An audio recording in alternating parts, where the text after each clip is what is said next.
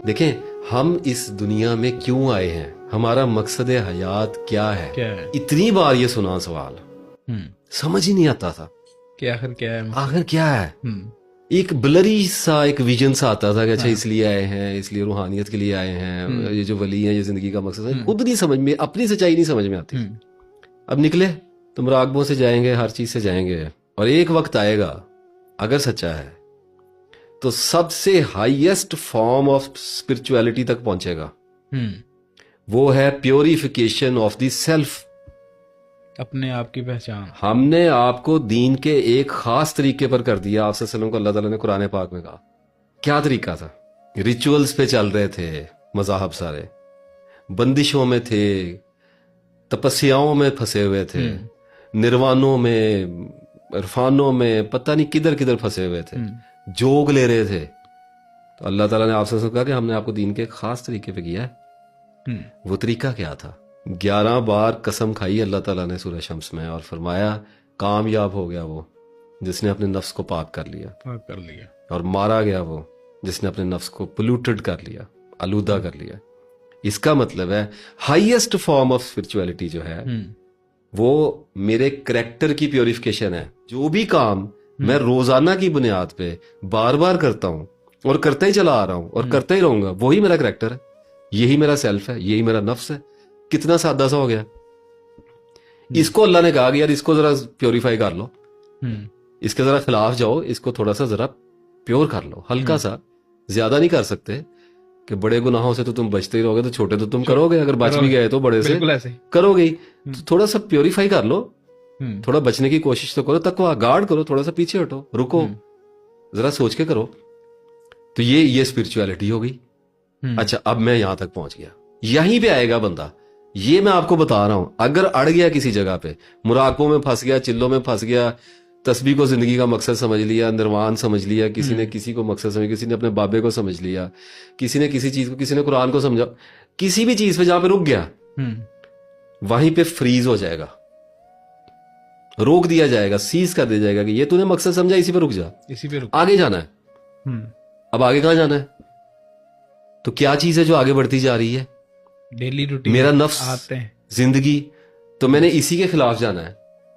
ये जंग हर रोज मेरी लगनी है। सुबह उठते ही what's in stores for me today, it begins, ठीक है, और मैं इसके खिलाफ जाना शुरू हुआ। अब जो भी बंदा चलेगा वो ला महल्ला, if he is she is a true seeker, वो यहीं पे आएगा कि यार ये मेरा किसी चीज से कुछ नहीं मान रहा। और सर 20 साल तस्बीह करें, अभी कितनी लंबी वीडियो की थी तस्बीह के ऊपर, 20 साल तस्बीह करें, क्या बिगड़ेगा?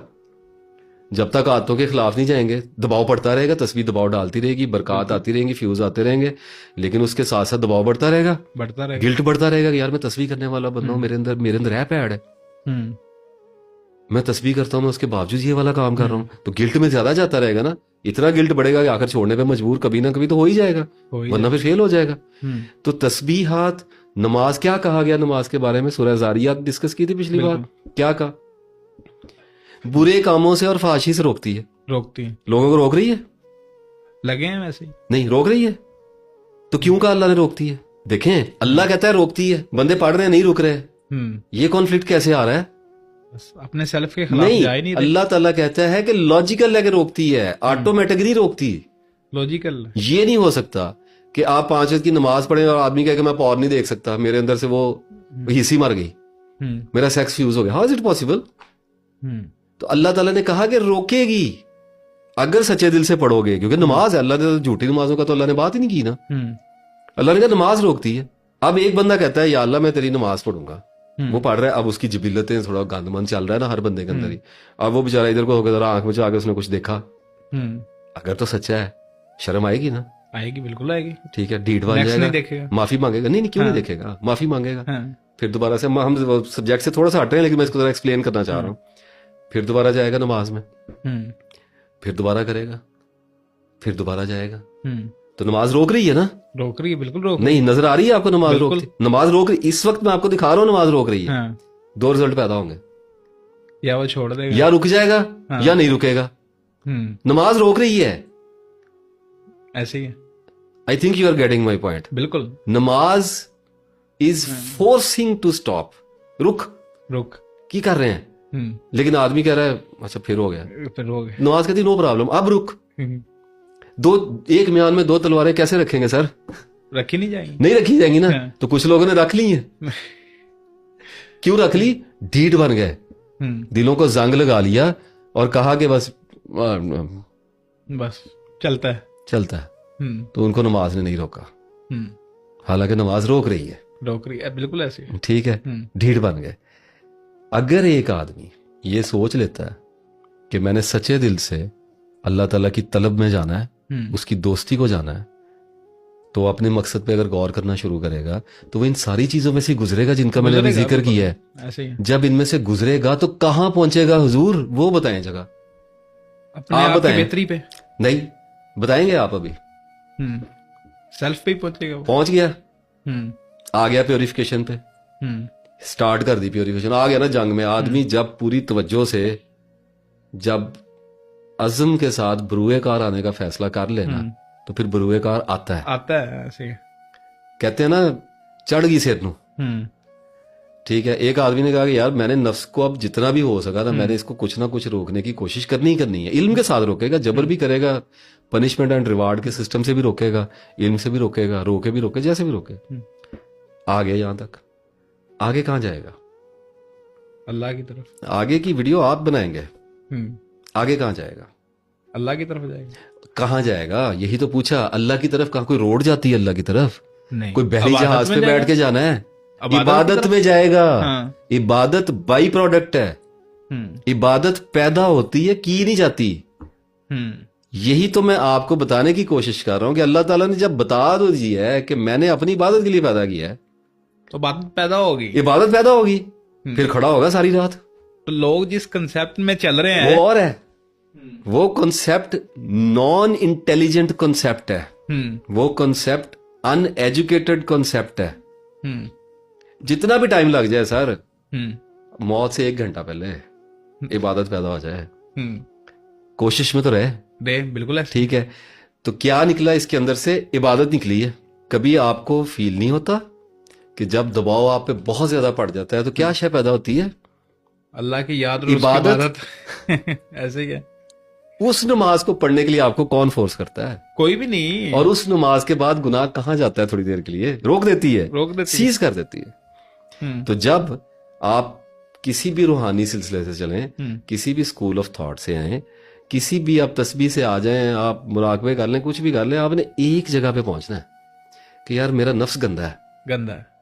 जब हज़रत यूसुफ अलैहिस्सलाम ने स्टेटमेंट दे दी है ना कि मेरा नफ्स तो बुराई का ही हुक्म देता है, मैं अपने आप को इससे बरी तो नहीं करार देता।